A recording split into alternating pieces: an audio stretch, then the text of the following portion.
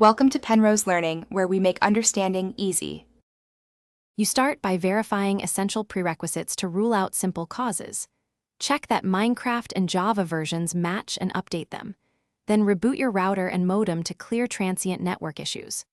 Once done, switch to a wired connection or 5 GHz Wi-Fi for lower latency, and temporarily disable any VPNs, proxies, or third-party firewalls so they don't throttle packets. This gets you into the diagnostic phase quickly and prevents wasted time chasing downstream symptoms rather than the root cause.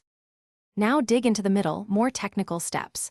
On your server, increase view distance cautiously and change network compression threshold to reduce per packet overhead. These settings affect how much data is sent and when.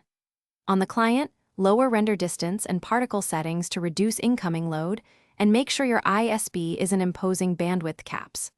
Also inspect server tick rate, TPS, disable suspect plugins, and test with a clean world to isolate mod or plugin conflicts. Because throttling often comes from server resource strain, finish by validating your changes. Connect directly using the server IP and try an alternate internet source or mobile hotspot to see if the problem follows the client or the server.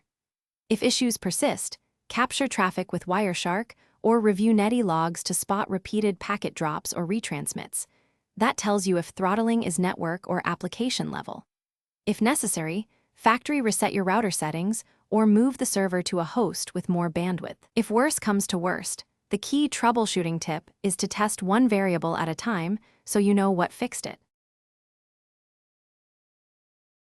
Thanks for watching. If this was helpful, leave a like and consider subscribing. See you next time.